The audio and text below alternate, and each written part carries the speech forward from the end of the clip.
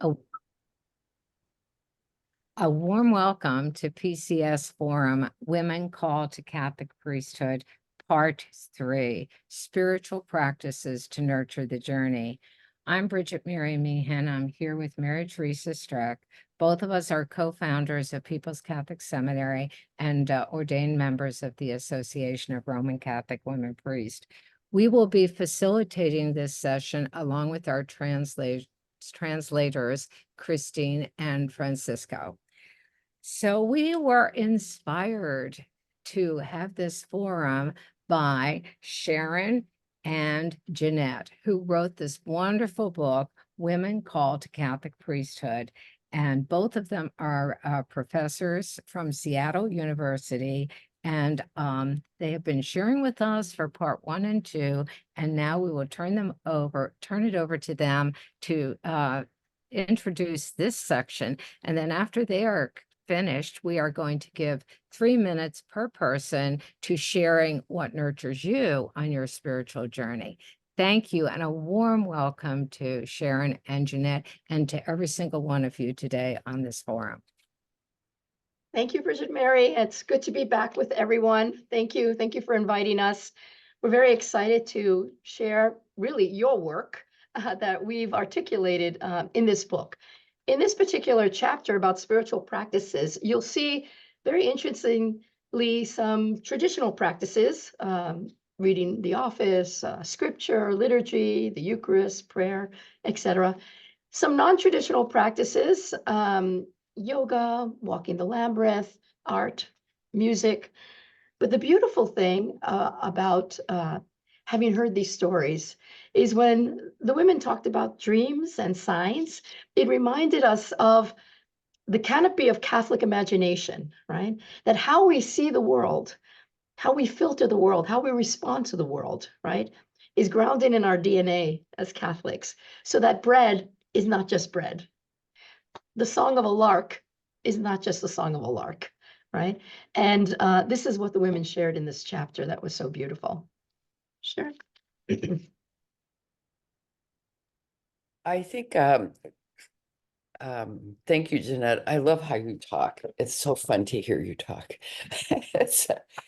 I was looking at this again just before we got on, and I was, I have a book club that I belong to, and so the women in that club read this book, and they asked some really good questions of me yesterday. And I think one of the questions they asked, because a couple of them are not Catholic, was, why do we stay?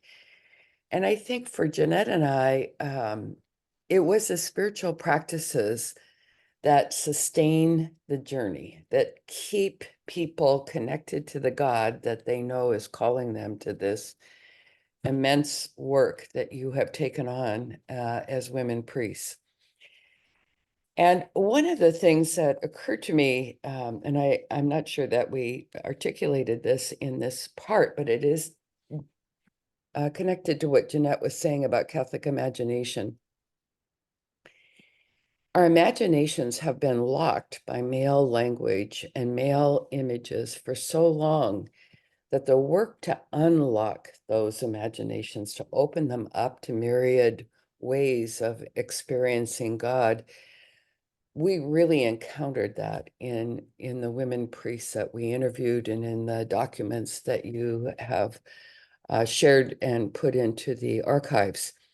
So at one point in time, we were looking just at the prayers, because we know that ARCWP and RCWP have some kind of a split and some kind of a coming together. And we chose not to deal with that because it wasn't part of our work. But what we did look at were the prayers that a group prayed together for this work that you all are doing. And in looking at 2 years worth of prayers, we were able to document over 50 names for God. I think that's an enormous contribution, actually, that the women priests make to the Catholic imagination and to how we image and receive each other in God. And then I'd be remiss if I didn't mention the work of Jane Villa and Nancy Kern around the lectionary and the ongoing work of reframing how we even interpret the scripture in today's world and today's language, and the prayers that are rewritten to be far more inclusive. So I think at the very core, this Catholic imagination that we, as Jeanette said, have inherited in our very DNA, your guys' words, not ours, although I share that, it has expanded. So we found this chapter fun to write because of the expanse. Thank you so much, Sharon and Jeanette. So now we invite you to share the spiritual practices that nourish you for the journey. And just use the, as we said, the yellow, the hand function so that we can see you and call upon you.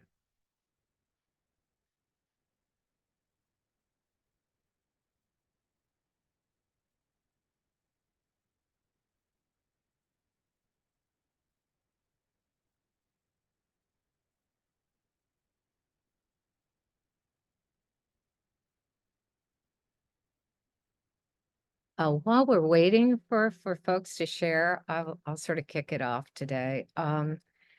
Before I was ordained in the 90s, I wrote several books on feminine imagery, exploring the feminine face of God, delighting in the feminine divine, and Heart Talks with Mother God. They were published by Sheet Ward and Liturgical Press in the United States. And several books on women in the tradition, Praying with Women in the Bible, Praying with Visionary Women, and Praying with Celtic Holy Women. So my background is very much steeped in women's studies in the mystical and prophetic tradition of our faith and the Christian faith and the Judeo-Christian faith. And I brought that passion for expansive, inclusive language and imagery to the priesthood. And then that got translated, as you pointed out, in inclusive liturgies. And our communities have then, and the women ordained have done a magnificent proliferation of beautiful liturgies that are expansive, and preaching on women's stories and relating women's stories to the liturgical cycle, because so often women's stories are missing, and we're bringing them back, and unknown ones in the Acts of the Apostles. Recently, I did a liturgy and I brought back Mary, mother of John Mark, and we talked about Rhoda.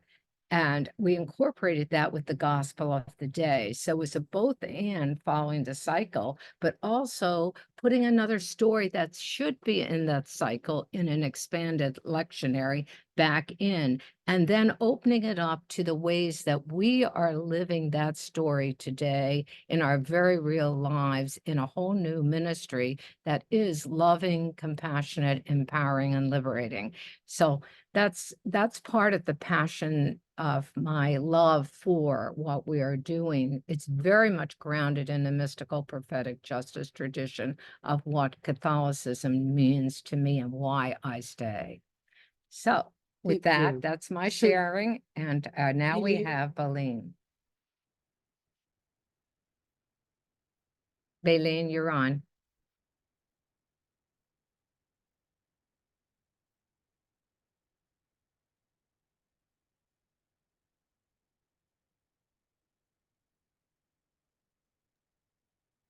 Hola a todas. ¿Me escucháis bien? ¿Escucháis bien? Vale. Bueno, encantada otra vez de veros a todas aquí. Gracias. Yo empecé mi búsqueda espiritual, en principio dentro de la Iglesia Católica, de casualidad, por un sacerdote, un cura obrero, que me dijo una frase poco antes de morir, que yo le pregunté, ¿por qué no te sales de la Iglesia Católica? Y me dijo, porque las cosas hay que cambiarlas desde dentro. Esa frase para mí la he mantenido hasta ahora. Pero en el principio no era, bueno, no me llenaba del todo, ¿no? Entonces empecé una búsqueda de iglesia a iglesia. Es decir, estuve en los evangélicos, estuve en los testigos de Jehová, tuve contacto con los niños de Dios, con los mormones, estuve viviendo en un monasterio budista y de cada uno aprendí una cosa, pero al final entendí que en la iglesia católica yo encontraba la verdad y sobre todo esa llamada, ¿no? Esa llamada a estar en esta iglesia. Dios me llevó, después de todos estos episodios en mi vida, a llegar a la física cuántica. Tengo una tienda de minerales que utilizamos para sanación, como Santa Hildegarda de Bingen. Y gracias a esa tienda, que ya llevo 18 años, se acercan personas necesitadas de Dios, que están buscando, ¿no? Eh, lógicamente yo aprovecho para derivarlas al grupo que llevo yo y, y manifestamos, bueno, son personas normalmente que se alejaron de la Iglesia Católica, que llevan muchísimos años fuera de la Iglesia Católica y que gracias al estudio, empezamos un poco con el estudio, con la reflexión sobre la Biblia, sobre los evangelios, la figura de Jesús.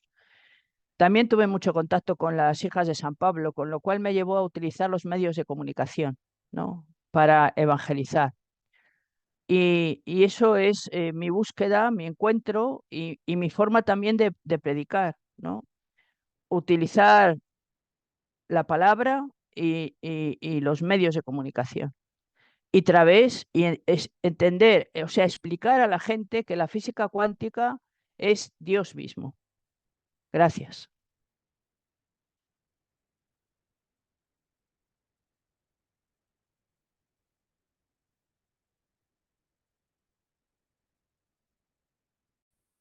And Katie?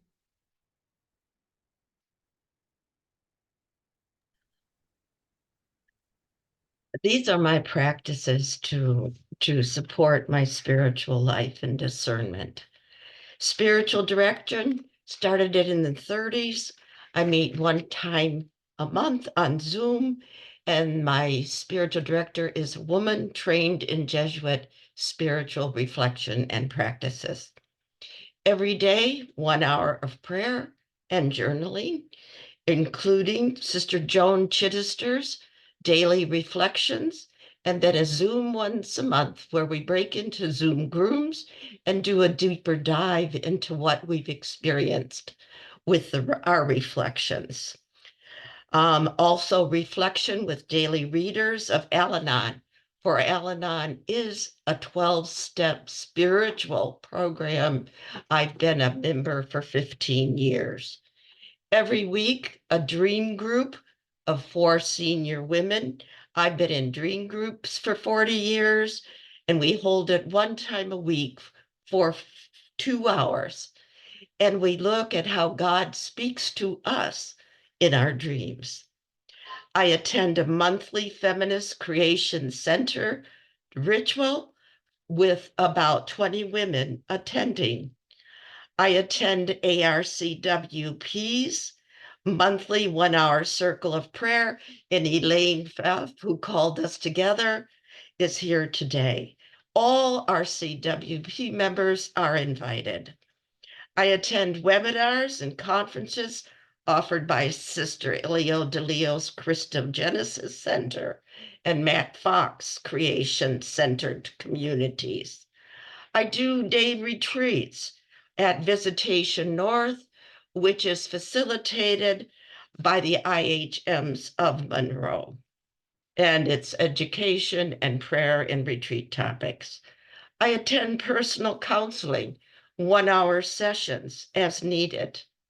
I read the daily scriptures during my journaling time and it's probably some of you are familiar, Living with Christ. It's a monthly resource, and they also have special resources for Advent and Lent. Thank you so much for listening. Good to be with you. Thank you, Katie.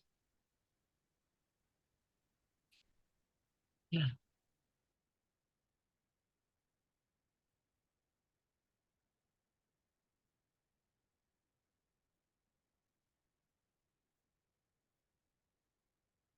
And Juanita.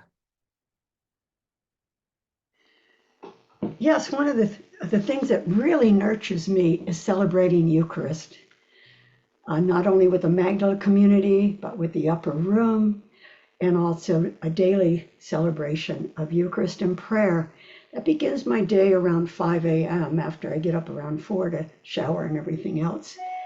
And then I am very fortunate to have some beautiful spiritual directors.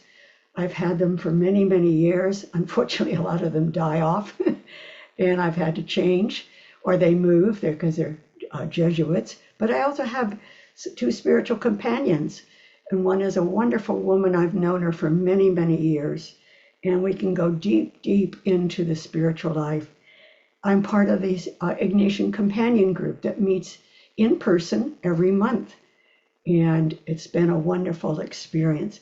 I'm also part of the Companeros, which are former Jesuits, because my husband was a Jesuit priest, and we meet on retreat once a year, and we'll be meeting next month for 3 days over at the villa in Santa Cruz. And then I have the privilege of being part of a Sangha Buddhist group. Every Sunday night, I join them in meditation and reflection. We've done readings from Thich Nhat Hanh and from Pema Chodron and things. Really a beautiful way to end the week or begin the week, however you want to look at it. So I just feel very blessed in my path, and there's many more things, but I don't want to go on and on. So I am very fortunate to be a Catholic priest and have the support of ARCWP and RCWP and the women priests. Thank you, Juanita.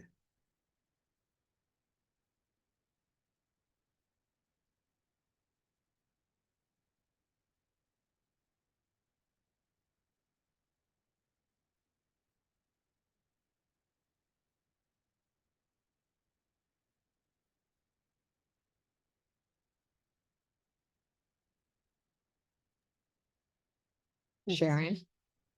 I'm looking at a couple of people other than Juanita that we interviewed, and I'm thinking in my head of the creative ways that some of you have prayed, and I'm curious why you're not coming forward because I find them so creative. So I'll mention a couple that aren't here just to kind of stimulate. I loved Dagmar Celeste when she was talking about swimming the rosary, that every lap was a decade of the rosary. And I was surprised that she watches EWTN every morning for a morning mass. It kind of shook me up a bit, like that didn't match my preconception of what a woman priest would do.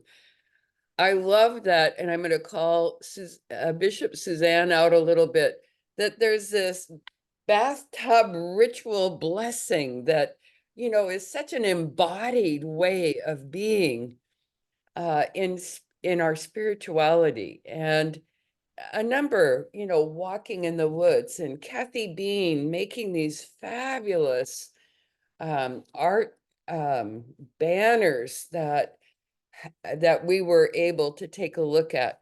And I'm challenging Paula to talk about how you and Ed, you know, pray together. It's so rich and diverse. So now I'm going to stop again. Thank you, Sharon. And Suze. Well, since you put me on the spot there a little bit, it's true. I do have a bathtub and I spend every night in it. And it's been blessed by 3 different bishops, including Patricia Friesen. But, you know, I think my practices have changed in an interesting way since you interviewed us, in that I have become a Facebook addict, I guess you might want to call it in some form. And I don't get out of bed without looking at my emails and my Facebook lately. And during that process, I find myself being enriched by all kinds of sayings and meditations. And I mean, you're just overwhelmed, quite frankly.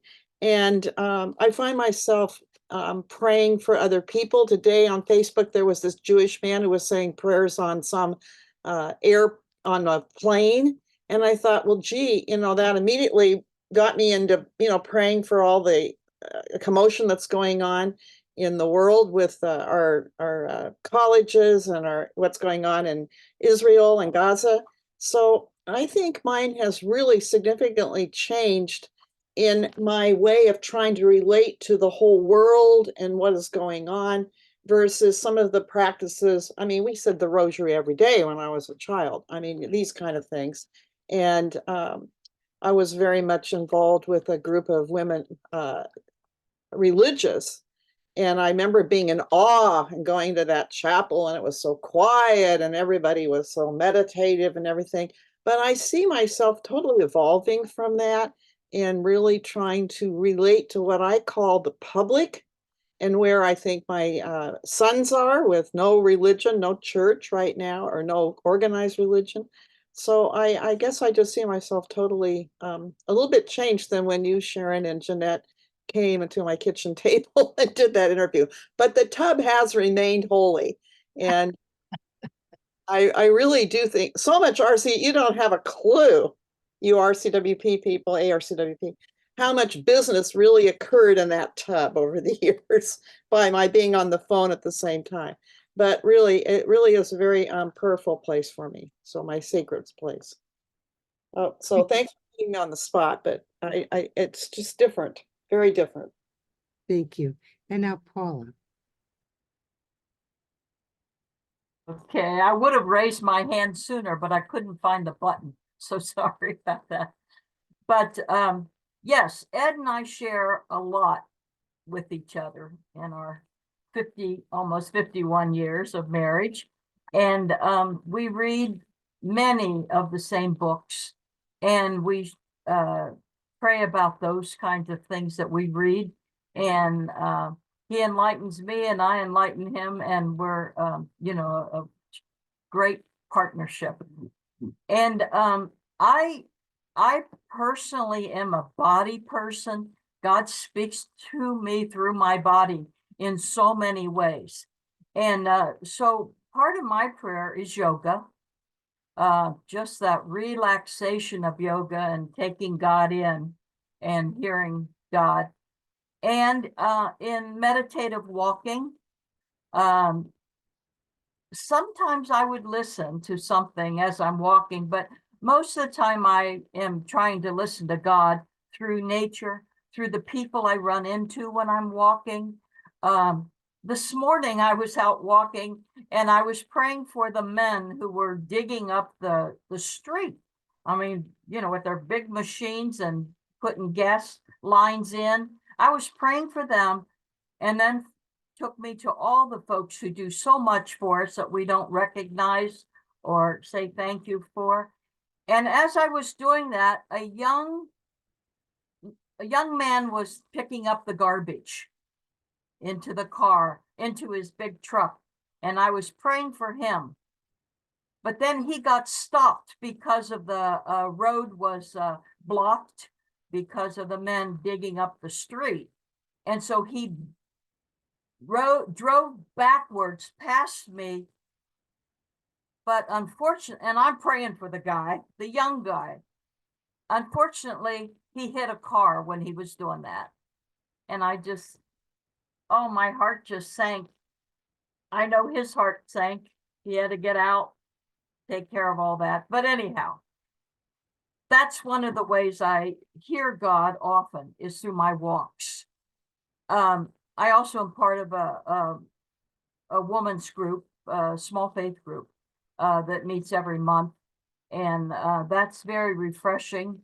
And we speak about problems that are going on, and we pray for them. We pray for that and that. And I hear God through my dreams.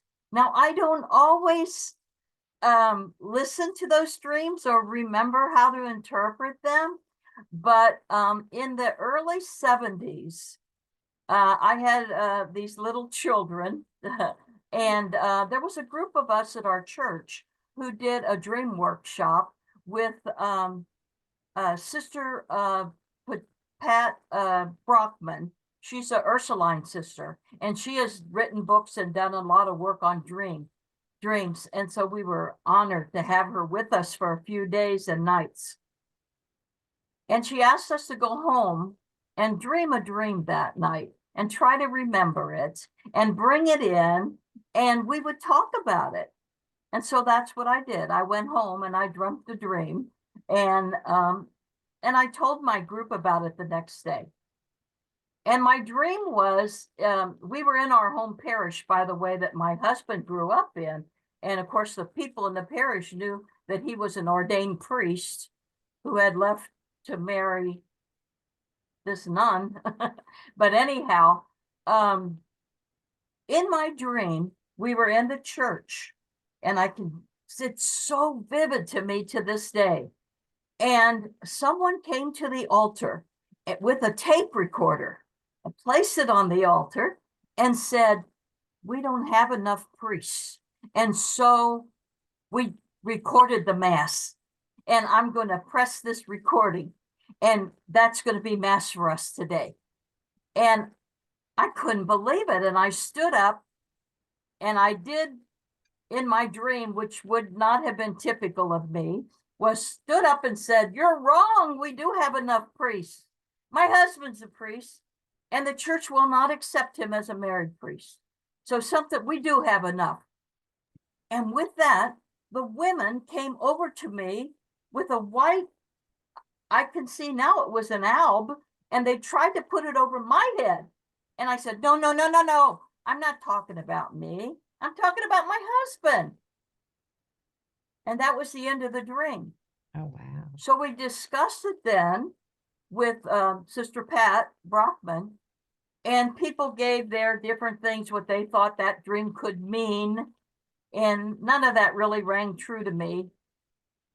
And then Sister Pat Brockman said, "Paula, do you think maybe God's calling you to be a priest?" I said, "Oh, no, no, I don't think so." I didn't know about women priests in 1970. And at any rate, here we are. That dream never, ever, ever left me. It's as vivid to me today as it was back then. And now I say, oh my gosh, God was talking to me. So. Thank you, Paula. Well, I would like to add that in my advancing age, my prayer is becoming much more of a prayer of presence. I try to imagine myself as a totally unmerited object of an enormous and gratuitous love. And I try to see everything around me as something that's sustained and reflective of that same love. Thank you, Ed.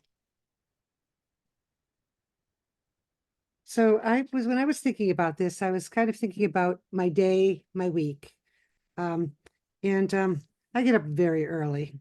So daily I begin by listening usually to a couple of songs that I have on my phone's playlist. And this morning at 5:45 a.m., I listened to this beautiful song called Morning Prayer by Brigitte O'Hare. And prayers set to music are just more prayerful for me than just words. And then usually I begin my day also looking at what is in my email, because there's so many morning meditations that are so beautiful. So I always look for Richard Rohr's daily meditation. And then the other thing for me, especially this week, so I was kind of looking at my day and also the week. So this week I am one of the presiders at the Upper Room Sunday Liturgy. And so for weeks I've meditated on the readings and I've read commentaries on them. And then during that time when I'm thinking of those readings, I listen to prayer songs that fit the readings. And then there's my prayer Oh my God, please help me construct a homily that's worth listening to. And then in each week in our community, we receive the Sunday readings ahead of time to reflect on them and to offer our reflection during a shared homily. In our People's Catholic Seminary, there are many courses offered for spiritual enrichment. I'll be participating in 2 of them beginning next month. The first is called Bone Wisdom by Sybil Reynolds.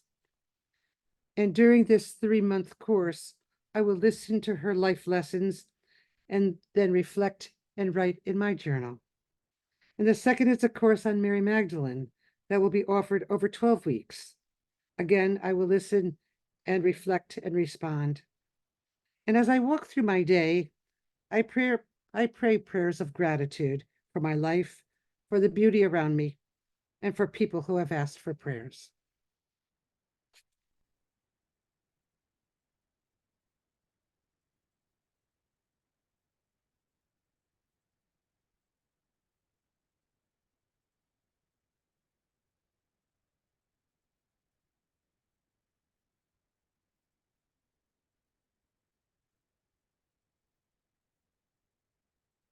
En Belén.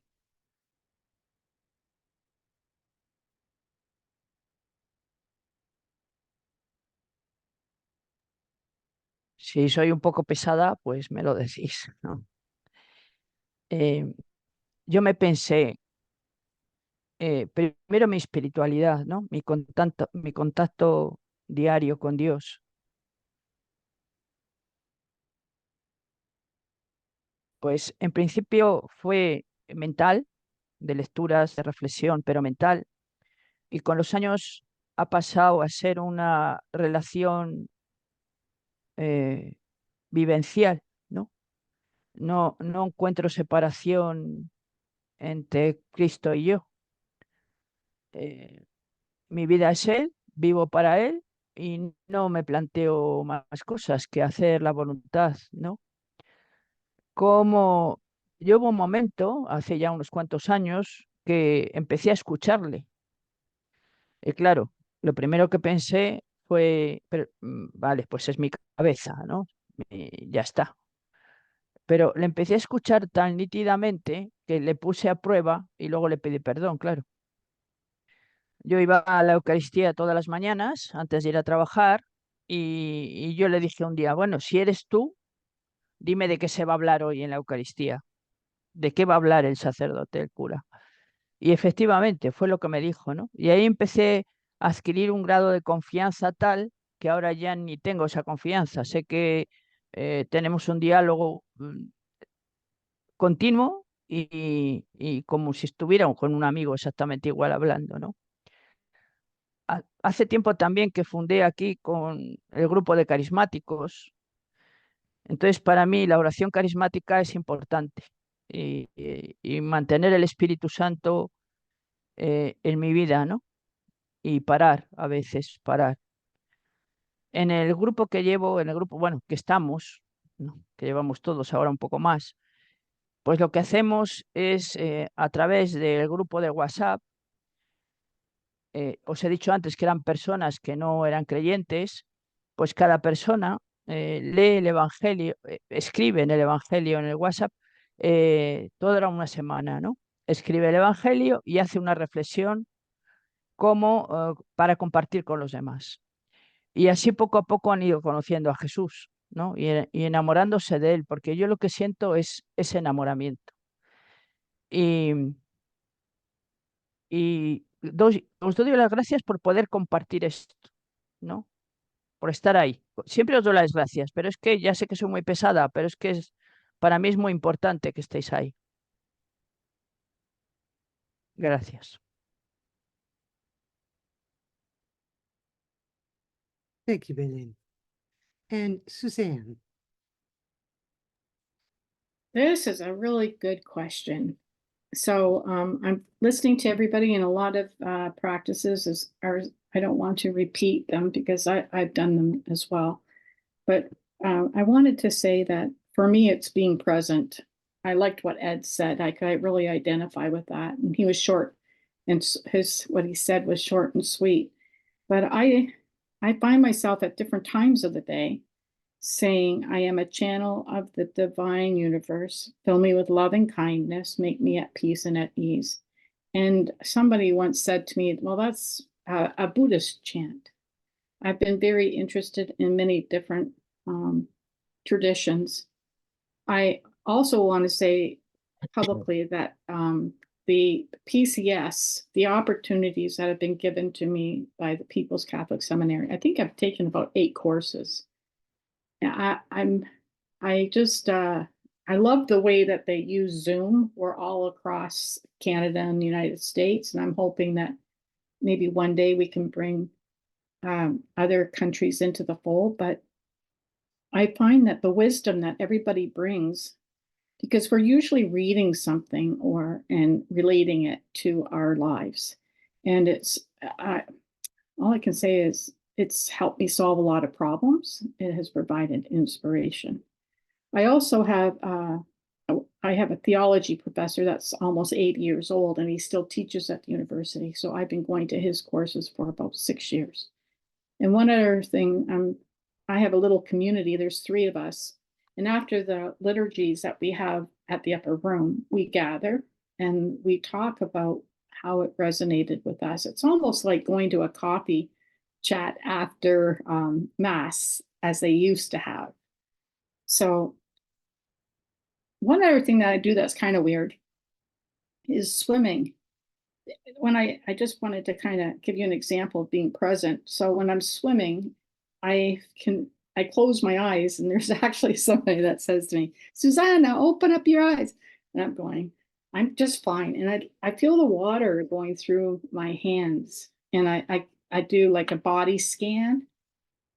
And that really seems to connect me to nature, I guess. And that's just one of the ways. And that's all I want to offer, because already people have set examples that we can imagine God in the present moment. And so thank you very much. Thank you, Suzanne. And Denise.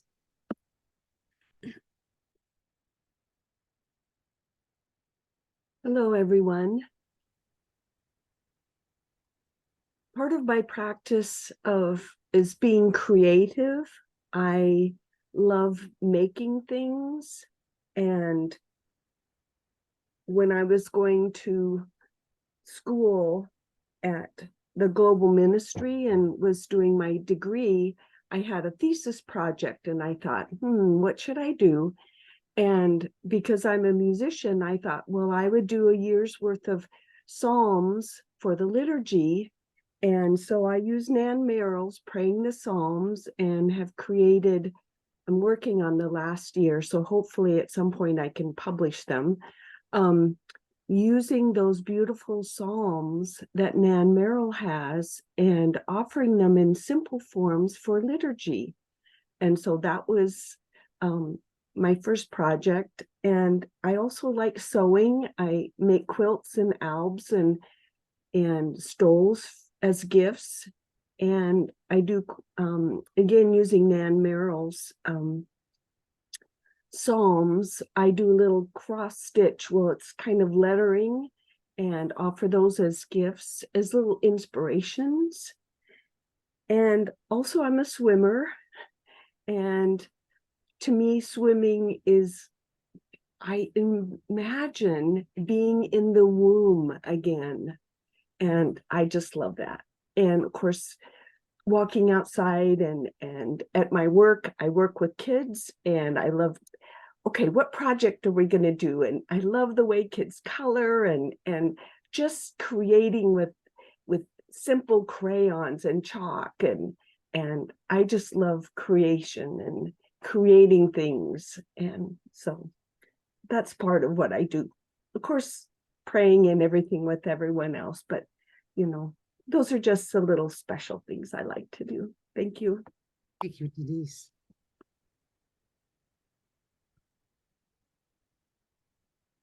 I guess Susanna is showing something, maybe as cross stitch she's holding up here as an example of something you've done, Denise. Wonderful. Is there anyone else who has not shared yet who would like to share? Yes, Penny.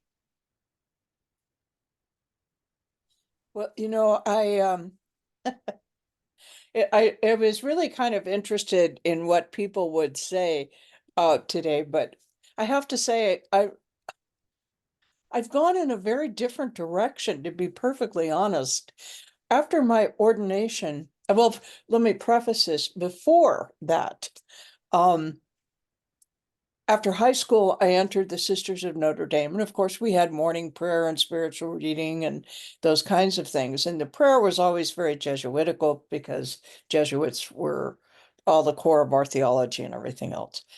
But I could never pray that way. My mind does not work that way. So, however, even after I left religious life, I continued to pray at least an hour every day before going off to teach, because it's just how I rooted and centered myself every single day. And that became part of my life for my entire life.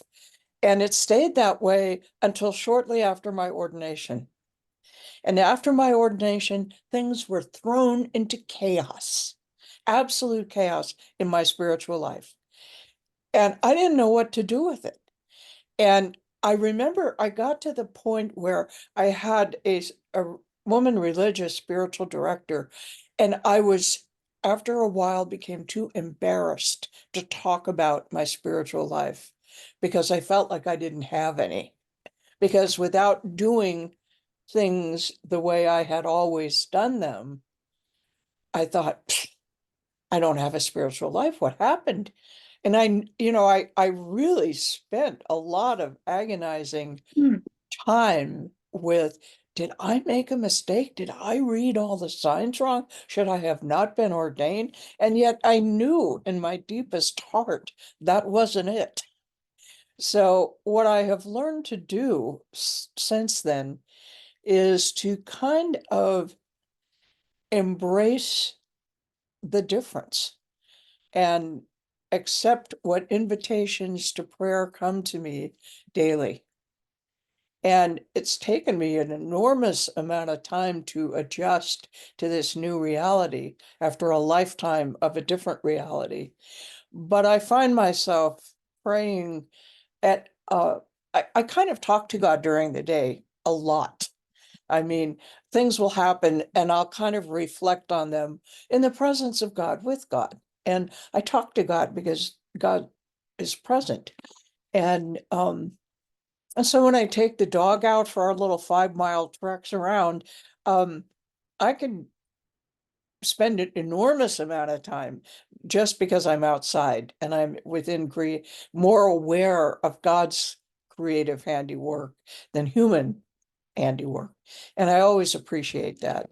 So I do some spiritual reading, but I even lost my taste for a lot of that. It's just been weird. So I think part of the grace of my prayer journey now is to stop sitting in the driver's seat and allow God to lead me however God wants me to be in any given moment. So that's about all I have to say. So, but I certainly appreciate all of the spiritual practices of others because those were mine for such a long time. So thank you all very much. Thank you. I know that we're going to be going to a break pretty soon. Yes. So, okay, Yes. If that's okay, we can do it now. that was Yes. good. Okay, so we are having a short 10-minute break then. Okay, Thank you, great. Sherry. Thank you, Sherry. Thank you so While we're much. on break, we can talk to one another. So feel free to unmute and be able to say hello to one another. Yeah.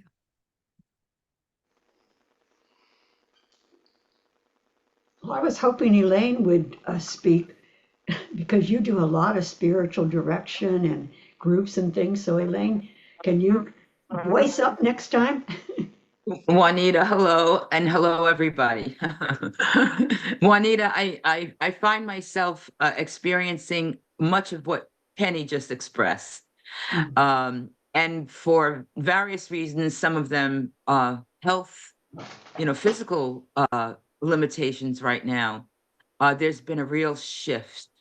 And so I'm relying a lot on people who have, you know, gathered in the groups that we've been encircling, and to go forward with where it began. So there's nothing new coming from me right now. I'm looking to ride the energy that's here and open myself to it, you know? So I may look into this course, Bone Wisdom. Dennis McDonald is going to be doing our next Circle for Prayer healing. And I'm joining with other folks in liturgy rather than writing any homilies right now. The last thing I wrote was, in fact, I attempted a review of this very fine book. I'm not sure I did a good job of it, but it seems to me to be so crucial in updating the people in the pews, you know. So that's a little, Everyone, I'm going to ask you, if you're going to be sharing about spiritual practice, please wait till we come back, so that we can record it and everyone can hear. So this time right now is really more about just sharing with one another, but hold off on your spiritual practices, because these are wonderful and we want them recorded. Yeah. Thank you. Looks like we are still recording. No, they have. Oh, they've stopped it. Oh, well. Yeah. Hello, Barbara. It's so great to see you again. I hope people will sign up for Sybil's course. I heard her talk just yesterday a little bit about it, and I'm excited about it because for me, I'm going through many medical issues right now, working with them and trying to deal with it. And, you know, she's talking about the end life and she's dealing with medical issues. And I think it'll be something, a deep insight. And I'm so glad that PCS is offering that course, Bones and whatever it was called. Thank you, Juanita. I'm so looking forward to it. What Sybil did was she went back into her journals from many years. Yeah. So she's gleaned like the best of them, and that's going to be what she's going to be presenting. So please join us. It's going to be wonderful. Yeah. And also the course on Mary Magdalene. Yeah. Oh, yes. Because Shirley Paulson what she's done is put, many people are, you know, they know a lot about Mary Magdalene. We've been doing courses regularly in PCS on her, but there is so much right now in the field. And Shirley is bringing it sort of all together, plus new sources that I'm looking at. And I'm thinking, like Lizzie, Byrne de Geer, they're plowing new fields. And again, it's like us, we're women's voices in ministry in a new way. They're the scholarship piece. And like they're unfolding for us new nuggets and ways to look at, that like Lizzie did the diaconeing, in her course so brilliantly. And it feeds our homilies, it feeds it feeds the whole image of what we're doing, of service and love and care. It is just so neat. It really is. When I look at all the faces here and all the different ways that this is being expressed, it's very, very beautiful. Elaine, I had a question for you. Is there a circle of prayer that you're doing every month? Yeah. Yes, it began last July. We meet on the first Friday of the month at noon for exactly 1 hour. And we call ourselves the Circle of Prayer and Healing. Did you want? I've facilitated a few times, and we've had other people facilitate. Do you want to maybe send me a little blurb again about that, and I'll put it in the new notes calendar, because I think a lot of us maybe missed that. Yeah, I can do that, Suzanne. Yes. Yeah, and then I'll sometimes it's hard to toot your own horn and advertise your own. I'll be glad to call attention to that again. Yeah. Okay. I know that it began as an ARCWP circle. So I want to make sure, Elaine, that you are good with it being expanded beyond ARCWP. Oh, okay. Yeah. Sorry. Yes. We saw soon that it would be a combined effort. Wonderful. Yeah. Oh, I didn't know what it was for sure, but yeah. Okay. All right. Thanks.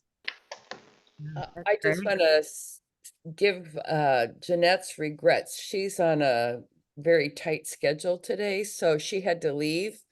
I get to stay for the full day today, but I'm on a tight schedule next week, so she'll stay for the full day next week. Right. Wonderful. Oh, your book is it's so wonderful. It gives such a nice glimpse of the voices. I love that it's our own voices, the voices of women that you brought together in those patterns. I think that was super on under call and ministry and practices and leadership. I think that that's really great. Thank you. Bridget Mary, I feel that way too. I had to let them know, oh my gosh, I read it and it sounded like me. And they had used our words. I really appreciated that. It was a big discipline, but both of us really wanted to be sure that it was you. It wasn't us, as those of you who have written, and there are many of you in this group, it's so hard to keep yourself out of it sometimes. It was a real discipline for both of us. So it's really good to hear that you see yourselves. And I go back and say, have I got everybody in it? And I know some are featured more than others. And I go, oh, would that be awful? You go back and forth with it. So to have everybody feel that at some point, your story is represented as a part of a bigger picture. That's the important thing for us. So thank you for that feedback. It's the best thing we could hear. You started something I think the movement needs to continue is I having hope so. our voices as we expand and grow, because now we're going to be growing in France and in Spain, to bring in the translators and bring in the stories and bring in everyone across the movement that wants to share on a topic and record it and send it right out to the public, because people want to know, as you're in the book study and they ask questions, so then they'll hear different ones of us sharing. Exactly. Yeah. I think the time is right for it too, as people are really trying hard to listen more deeply to others. It shifts how we are with each other instead of reacting against what we're hearing. And I think, with Juanita, that was Jeanette's initial movement, wasn't it? She saw Yes. you, she says she could have just put you aside and said, I don't want to know. But her impulse was to ask, to receive your gift to her. And that, I think, is the impulse that guided us through the book. And hopefully it guides the church now in a new way. And Jeanette's an amazing woman. I also went with her, not only to Greece, meeting her there, but down to Mexico City with her and saw her interaction. And I was able to celebrate liturgy with the sisters there and the group that we took to, we were in Cuernavaca, and then we went to the Mother House in Mexico City for the vigil of Our Lady of Guadalupe. And she's an amazing woman. And to allow me to bring my priesthood to all of those women and to the sisters, that was just amazing. And I don't speak Spanish, so we had it translated in both languages, which I felt very privileged to be able to do that. Yeah, she is an amazing woman. It's a privilege to be with Well, you her. both are. To bring this forward. I mean, this is what we need, is to get the word out that women priests exist. And I mean, Bridget Mary and Mary Teresa, you're going to Rome, and that's just awesome. I wish I could go with you, but I've been there. I got kicked out of St. Peter's because of me with Christine Lunesberger. We were kicked out with the 8 security guards. I mean, you just go, they are so afraid of us. Yes. They are, aren't they? And we're so frightening. I know. Aren't we frightening? I mean, really. So I see Sherry, we're back. Yes, we're ready to continue. Thank you so much.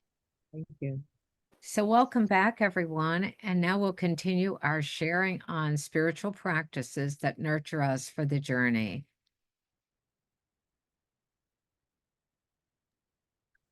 I'll pick up from here. Hi, everyone. I'm Elaine.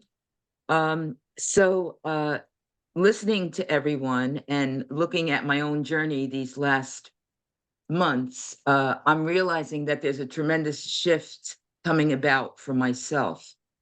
And I'm taking comfort in realizing that since my early 30s, I'm 75 now, since my early 30s, when I realized I was on an adult spiritual journey, um, uh, despite the fact that we had such tremendous uh, heritage in the deposit of faith that we received, we knew about the women mystics, we knew about the saints, the women saints.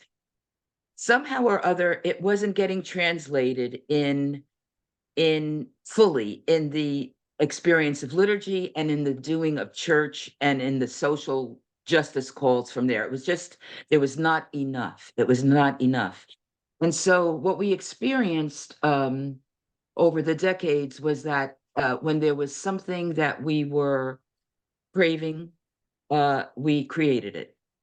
And so that's what I'm taking tremendous uh, consolation in right now, is that I feel like I need to be on the receiving end. And I know that that's going to continue to be a rich experience, that I don't have to create what I crave. It's more a matter of connecting with the energy that is flowing and opening to that process. So we are happening. We are God evolving among us, and to be okay with being a voice and a listener, both, and getting into the flow of what is evolving among us. So that's my spirituality these days. I don't have specific practices per se. There's a lot of letting go and letting be and connecting with what is. Thanks be. Thank you, Elaine.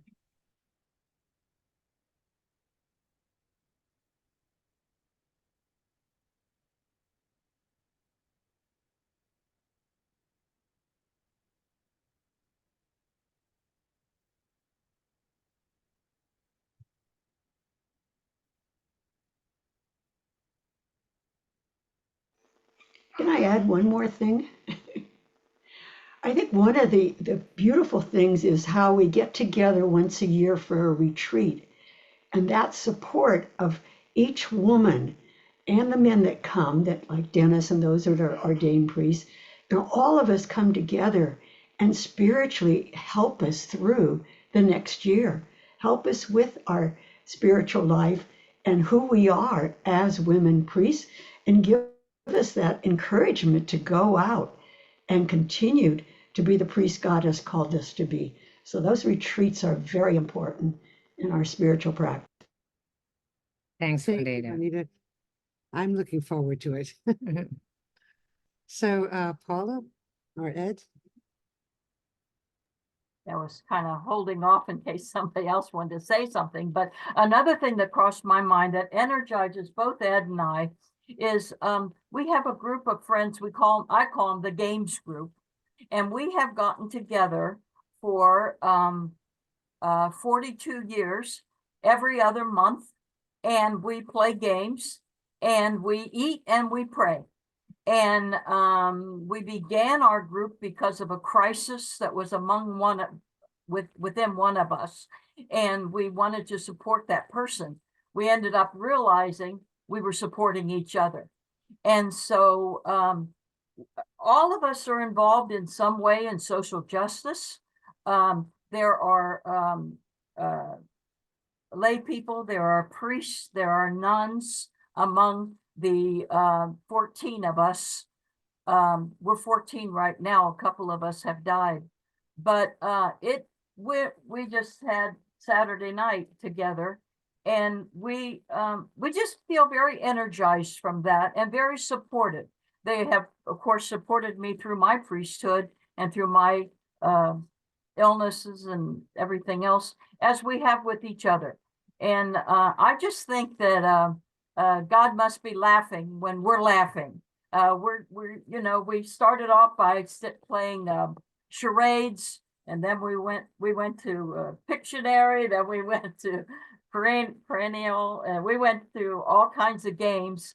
And now we do mostly games where we just sit around and ask questions, but we talk, we share, and we play, and we eat. And it's just a fun way to be together, isn't it, Ed? Yeah, it's just very supportive. Thank you. Thank you. And there were two things I wanted to mention because I didn't share my own each day. For me, one of the things I do each day is look at the pictures in my house, and especially of my family, friends, or in my prayer imagination. I connect with the communion of saints, all the loved ones that are my saints. And I spend time seeing them as fully full of joy or love or light in that my prayer imagination, and being present to their energy and to love, and feeling that their energy and support is very real and very much a part of me. It's like a flow of life back and forth. That is a prayer practice of mine every single day. And it's being open to the love that is the divine that's all around me. There is one image that a homeless person made for me many years ago. It was a woman priest walking on water. Judy Lee, at that time, one of the people that she was working with, she gave them a picture of me, and he created this. And for me, that's a whole image of my spirituality, of the love that is flowing from the divine that encompasses me, all around me, and flows through me, and flows through all of us in community and through all of creation. And it calls me forth every day to walk on water, to trust the moments, whatever it's called for, whatever the invitation, whatever being present to is that day. And that's part of my everyday practice. And the other part for me was during tough times or during fun times, I love to dance. So dancing is life and celebrating that oneness, the joy of what all that means. I love to move. I love music. So my response to that is moving and dancing.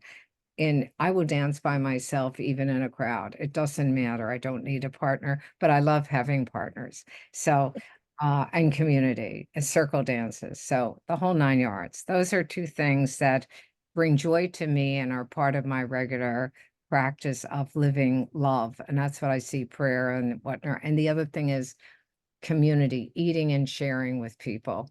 Our Little Mary Mother Jesus group is all on Zoom. So in Florida, we go out every 2 weeks, every month, and we have a meal together. That to me is communal prayer. It's the Eucharist continuing.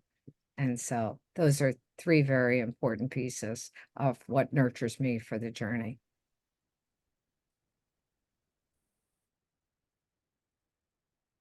So now anybody else who has shared or has not shared that would like to share with us? Sharon. I'm sorry, I've probably done more sharing than necessary, but I wanted just to point out, I love this, how we started this chapter with Chardin and how he ends with joy. And it was about joy for us, that we came into this work thinking it was so hard that you all might be more beaten down. But I look at the faces here, and every time we talked with anybody, whether it was in your congregations or around you or you yourselves, there was just joy, the freedom of actually answering the call, given the circumstances, you went through whatever you had to go through, and on the other side of that, you have joy, and you're sustaining that joy. And I was looking, I read La Croix International, the composite of lots of articles, and there's a huge picture of Cardinal Burke on yesterday, and oh my God, what an angry, sad man. And I just thought he needs the prayer life of the women priests because they have joy. And I just wanted to say that too, because I think it's just an indicator of the kind of prayer that has brought you to where you are. Thank you so much, Sharon.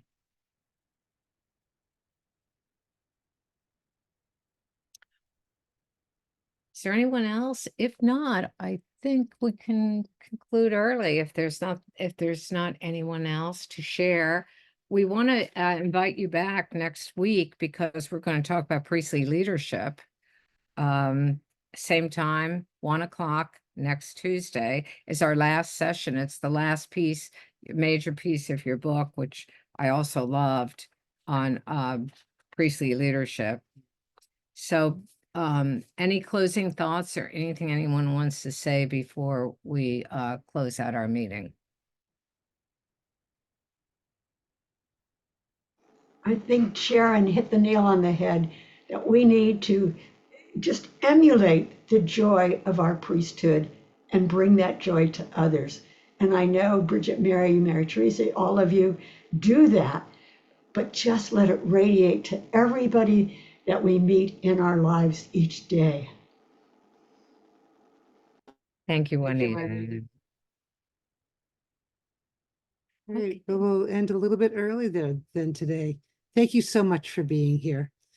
And we'll see you next week. And thank you to our Bye, interpreters. everyone. Thank you. Thank you to our interpreters. Thank you. Thank you very much.